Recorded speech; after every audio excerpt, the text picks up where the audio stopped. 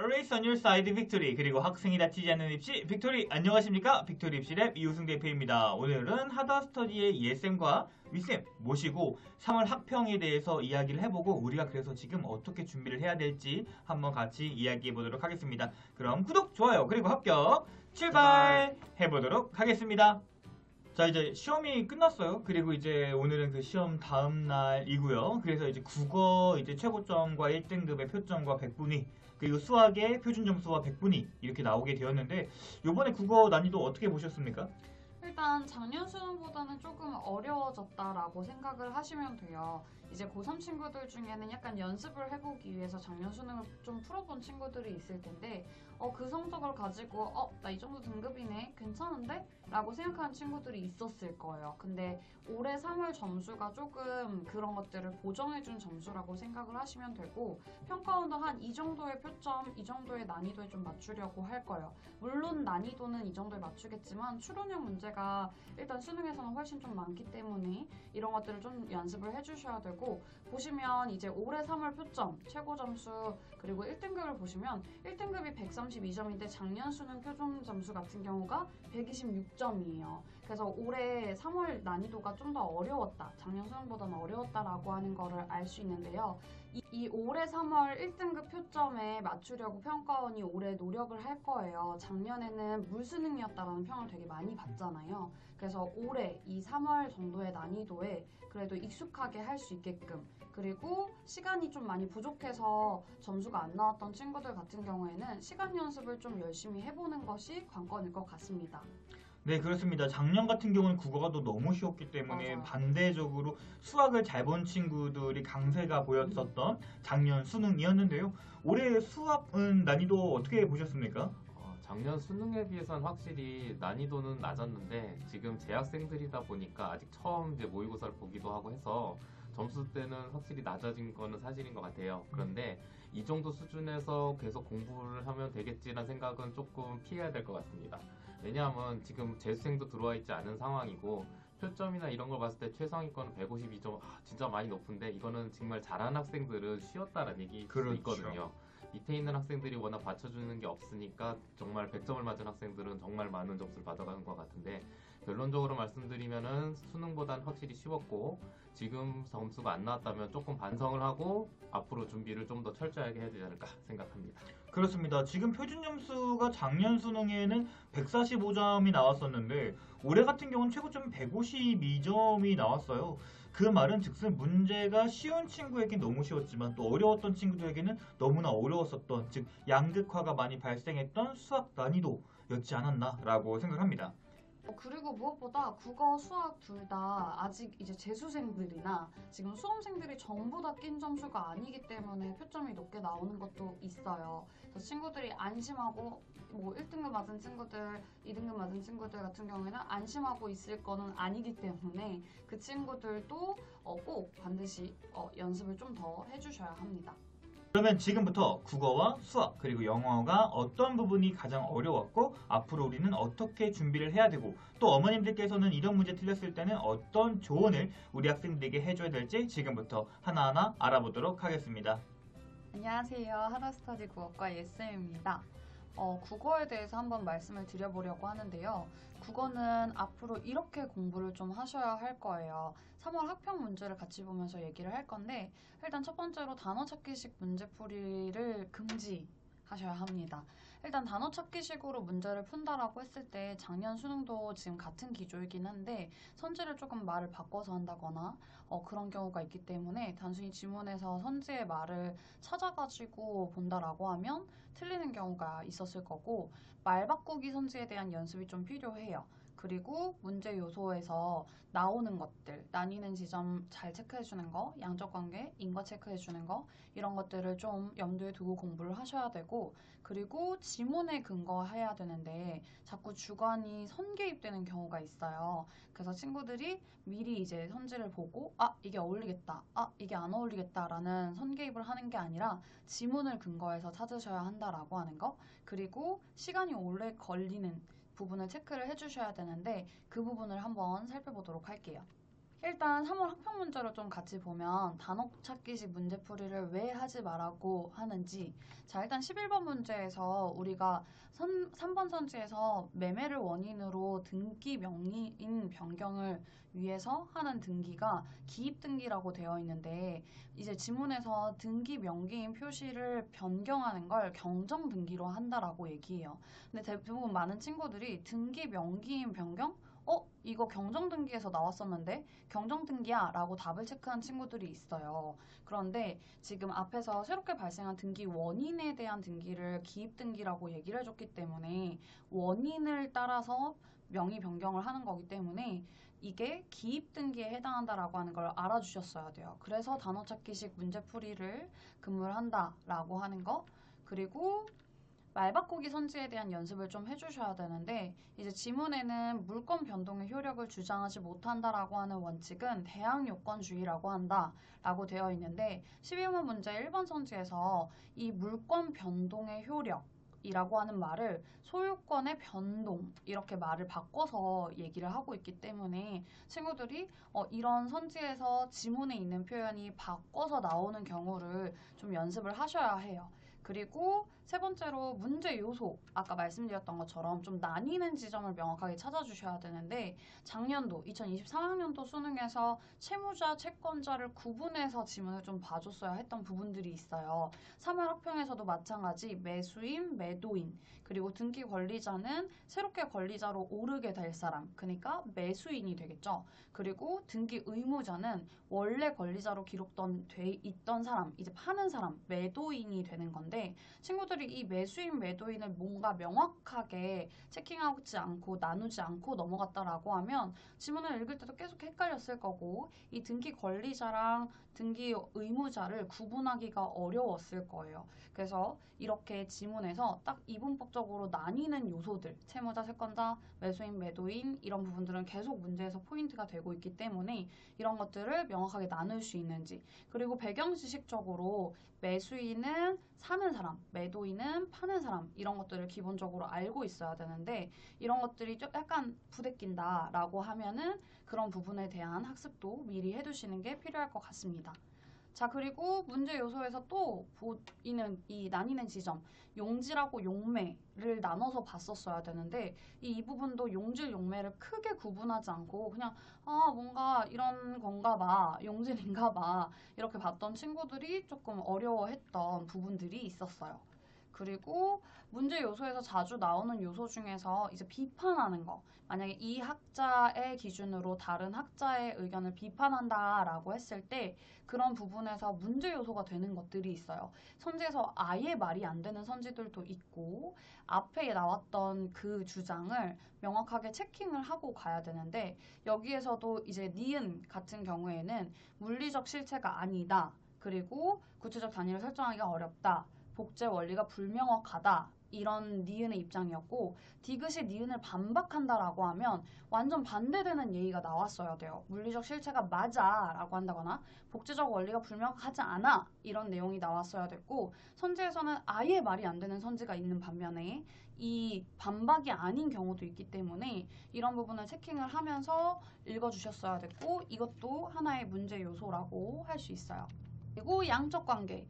우리는 양적 관계가 중요하다라고 하는 걸 친구들은 대부분 알고 있는데, 막상 지문에 들어가면 이 양적 관계를 그냥 이런 거래 라고 넘기는 경우가 좀 있어요. 그래서 이 양적 관계를 좀 타고 들어간다라고 하면 이 부분을 좀 명확하게 봐주셨어야 됐고, 2023학년도 수능에서도 그래프의 가로축 변수로 동물의 체중, 세로축의 변수로 기초 대사량, 이 개 꽃게 질문 있었잖아요. 그 문제랑 비슷하게 3월 학평에서도 이 양적 관계를 좀 체크를 해주면서 봤어야 됐던 부분이 있었는데, 그 부분에 대한 것도 기준점을 좀 명확하게 두고 보기를 볼 때 이 기준점이 지문하고 어떤 연관이 되는구나 라고 하는 보기 기준을 명확하게 잡아줬어야 됐던 문제가 3월 학평 17번 문제에서도 이제 용질 분자 수가 적기 때문이다 라고 하는 게, 혼합물의 농도에 따라서 이제 입도가 작아지고 이 결정핵이 모인 용질 분자 수가 이 입도에 영향을 주기 때문에 그렇다라고 하는 걸 체킹을 해줬어야 되는데, 그 부분 좀 체킹이 어려웠던 친구들이 있다고 합니다. 그래서 이런 부분을 좀 연습을 해주셔야 합니다. 그리고 지문에 근거해줘야 되는데 주간을 미리 개입하는 거 안 됩니다. 자, 3월 학평에서 28번 문제를 꽤 많은 친구들이 틀렸는데요. 1번 선지를 보면 이제 아낌없이 내어주는 자연의 속성을 환기한다 이런 부분이 있어요. 근데 그 지문 부분의 앞뒤 문맥을 보면 이렇게 말하는 지점이 없어요. 아낌없이 내어주려고 한다라고 하면 뭔가 희생을 한다거나 뭘 계속 준다 이런 얘기가 있어야 되는데 앞뒤 문맥에 뭔가 준다라는 내용이 없어요. 그래서 이 부분은 이렇게 내가 주관을 개입해서 자연이니까 그렇게 볼 수 있겠지라고 보고 넘어갔던 친구들.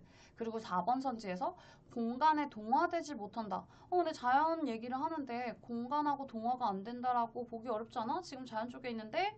라고 생각해서 이거 안 어울린다 라고 답을 찍었던 친구들, 주관이 개입해서 그러는 거기 때문에 주관의 성개입을 유의하셔야 합니다. 자, 시간이 문제였던 친구들이 굉장히 많았어요. 시간이 오래 걸리는 부분을 체크해 주셔야 되는데 친구들의 문제점을 물어보면 본인의 이제 시간이 오래 걸리는 부분을 모르는 친구들도 꽤 많아요. 그래서 지금 보여드리는 것처럼 독서는 지문 제재별로 10에서 13분 정도가 소요가 돼야 되고 문학 같은 경우에는 시는 4문제 기준으로 5분, 소설은 8분, 선택 과목은 13분이 가장 베스트예요. 이거보다 밑에가 나온다라고 하면 너무너무 잘하고 있는 거겠죠? 근데 뭐냐 이거보다 이상으로 걸리고 있다라고 하면 그 부분들이 이제 시간을 까먹는 지점이다라고 생각을 해주시면 되고, 그리고 독서도 지문을 볼 때 오래 걸리는지 문제를 풀 때 오래 걸리는지 당연히 지문을 볼 때 오래 걸리는 게 맞아요. 왜냐면 길이가 기니까.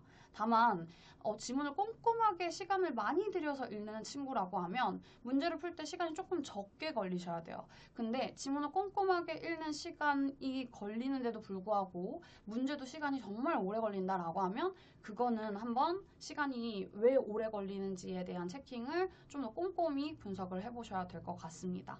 자, 이렇게 국어에 대해서 한번 얘기를 나눠봤고 앞으로 이런 부분들을 좀 유의해서 6월, 9월 수능을 준비하시면 될 것 같습니다. 영어 영역의 경우는 수능 최저를 염두하고 있는 과목이기 때문에 수시러들과 정시러들에게 모두에게 중요할 텐데요. 이번에 3평의 경우는 절대평가인 영어를 만만하게 보지 말라는 서울시의 노력이 숨겨져 있었다는 것과 지문의 다양한 주제들로 인해 생소한 단어들이 많이 나왔다는 것, 그로 인해 개념도 어렵고 한글로 번역을 해도 이해가 안 되는 일들이 이번 3월에 있을 것이라 생각이 됩니다. 또한 작년 수능과 올해 3월 오답률 탑 10을 이렇게 비교해 보았을 때 30번, 33번, 34번, 38번, 39번, 40번부터 42번까지는 수험생들이 매번 틀리는 유형입니다. 즉, 빈칸, 삽입, 순서 등을 어려워했고 40번부터는 문제가 어렵다기보다는 시간 배분의 문제, 집중력의 문제 등이 야기된다고 판단합니다. 이 문제를 틀렸다면 today와 likewise 등의 단어가 여기 왜 들어가 있는지를 파악해야 하고 다음 문장을 예상하는 연습이 필요합니다. 앞에 past가 나오고 뒤에 today가 나왔다면 역접이구나, likewise 마찬가지로 나오면 앞문장과 비슷한 맥락이구나 등을 파악하고 해석하는 연습을 해야 합니다. 또한 두루뭉술하게 해석하는 습관이 있다면 그것도 버려야겠죠. 나리 법비를 해석하는 방법, 어려운 단어가 있다면 유추하는 연습이 필요했었던 문제였습니다. 3월 학평을 보면서 영어가 어려운 학생이 있고 내가 수능 최저를 영어로 맞춰야 하는데 그게 힘들다 라고 하는 친구들은 이 5개의 이야기를 잘 들어주시면 좋겠습니다. 첫 번째, 학생들이 틀리는 유형은 다 동일합니다. 주장끌, 분위기끌 틀리지 않습니다. 본인이 어떤 걸 틀렸는지를 찾고 본인의 부족한 유형이 삽입인지, 순서인지, 빈칸인지를 찾아야 합니다. 두 번째, 3월 학평은 기존과 다르게 다양한 유형의 소재와 글감이 나왔습니다. 그로 인해 단어도 정말 다양했고요. 그래서 우리 학생들은 기출 분석이 끝난 후에 5번째로 나와 있는 수능 특강 반드시 공부해야 됩니다. 해석의 새로운 유형을 경험하고 소재 또한 경험하면서 다양한 글감과 주제를 맞이하여 수능 때 당황하지 않는 것이 가장 중요할 것입니다. 가장 어려웠던 것 중에 하나가 영어 듣기라고 생각을 하는데요. 영어는 언어입니다. 그래서 많이 들어야 말할 수 있습니다. 듣는 만큼 들리기 때문에 학교를 가면서 영어 듣기, 버스 안에서 영어 듣기, 자기 전에 영어 듣기, 이렇게 짜투리 시간을 활용하면서 영어를 많이 들어야 됩니다. 시간을 할애해서 영어 듣기 연습을 하면 너무 좋겠지만 우리 수험생들 여러분들 그럴 시간 정말 부족하기 때문에 시간 배분 정말 잘 해주셨으면 좋겠습니다. 마지막으로 영어 성적을 올리는 방법은 멀리 있지 않습니다. 우리나라 모든 영어 선생님들의 소망인 단어 외우기는 반드시 필수입니다. 공부는 외우는 것입니다. 그것을 활용하는 게 공부이니 반드시 영어 단어를 외우고 누적 복습을 통해 어제 외운 단어 오늘 잊지 않으셨으면 좋겠습니다. 이번 3월 모의고사에서 등급별로 좀 생각해야 될 문제들을 한번 설명해 보겠습니다. 우선 3등급 학생들 같은 경우는 10번 문항을 좀 자세히 봤으면 좋겠어요. 10번 문항 같은 경우는 등차 수열에 대한 합의 문제인데 이 문제는 번역 문제들도 워낙 많이 나오고 했던 문제이기 때문에 이것을 일반항을 쓰거나 이러지 않았으면 좋겠고 조금 더 빨리 접근할 수 있게끔 문제를 하셨어야 된다는 걸 말씀드릴게요. 그래서 이 문장 같은 경우 기출에서 형태에서 확인해보는 문제 같은 경우는 2018학년도 6월 나형 15번 문제를 좀 확인해 보셨으면 좋겠어요.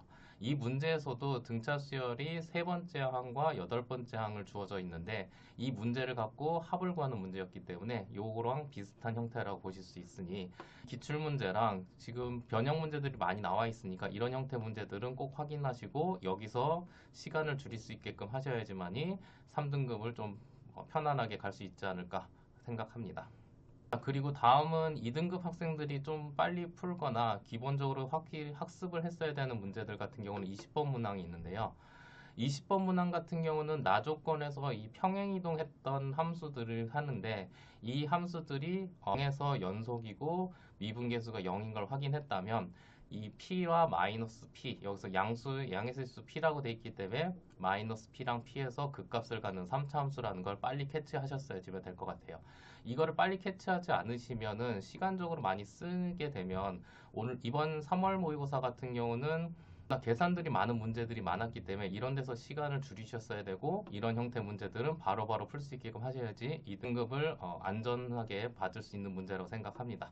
그렇기 때문에 이 문제를 꼭 확인하시고 이거와 여기서 말씀하셨던 G'0이 0이란 이 조건을 가지고 연속과 미분 가능성을 이용해서 극값이 p랑 마이너스 p였다는 걸 확인하셨으면 좋겠고 이 문제와 같은 경우는 2022학년도 6월 14번 문제를 확인해 보셔도 좋겠어요.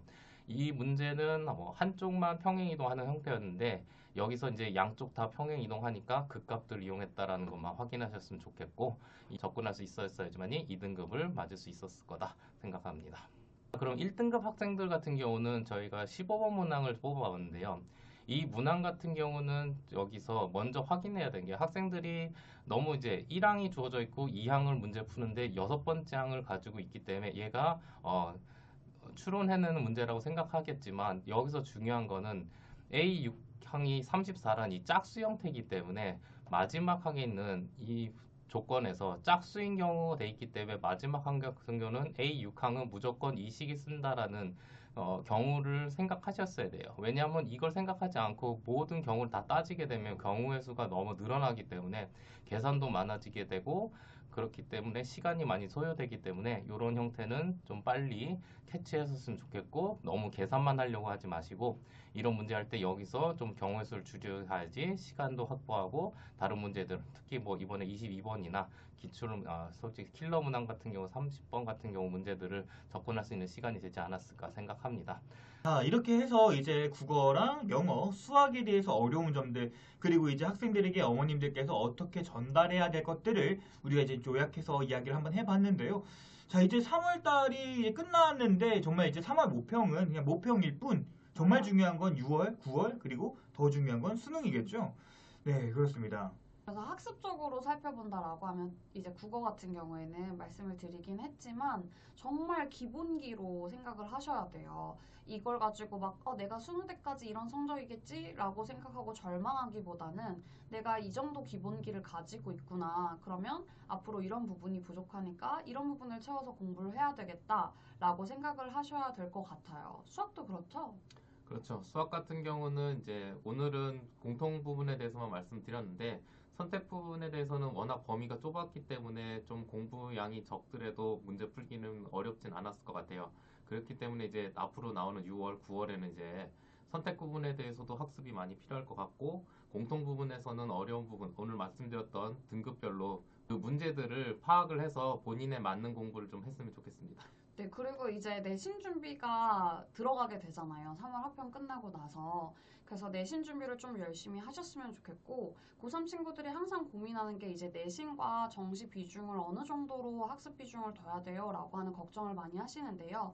일단 지금 전체적인 과목, 국어, 수학뿐만 아니라 다른 탐구 과목과 영어 과목에 대한 학습 전략도 조금 꼼꼼하게 계획을 하셔서 정시 공부랑 내신 공부랑 비중을 좀 동등하게 가져가는 거를 연습을 하셔야 되고, 그리고 입시 전략도 짜야 되잖아요. 이 성적을 가지고. 그렇죠. 지금 우리 친구들한테 가장 중요한 거는 제 기준에서는 가장 수시겠습니다. 수시 공부 일단 잘 하고, 근데 수시 공부를 하나, 정시 공부를 하나, 서로 다 비슷한 공부를 지금 준비할 수 있는 고등학교 3학년들이기 때문에 뭐 하나 빠짐없이 잘 챙겨서 준비하셨으면 좋겠습니다. 이번 3월 모의고사 같은 경우는 뭐 국어도 그렇고 수학도 그렇고 영어도 그렇지만 굉장히 달달한 채찍을 맞았다라고 생각을 해주시면 좋을 것 같습니다. 아, 내가 영어를 이렇게나 못 볼 수 있다니? 라는 부분들도 공부해 주시고, 이렇게 새로운 유형과 접근해도 공부를 좀 많이 하셨으면 좋겠습니다. 네, 이제 저희는 이제 3월이 끝났고 이제 꽃이 피는 4월이 도래하게 되었습니다. 네, 벚꽃의 꽃말, 네, 중간고사라는 뜻이겠죠? 다 열심히 공부해서 우리 친구들 원하는 대학교에 합격할 수 있을 때까지 빅토리 입시랩과 하다스터디가 함께 돕도록 하겠습니다. 지금까지 빅토리 입시랩의 이우승 대표와 하다스터디의 ESM과 위쌤이었습니다. 시청해주신 여러분 대단히 감사합니다.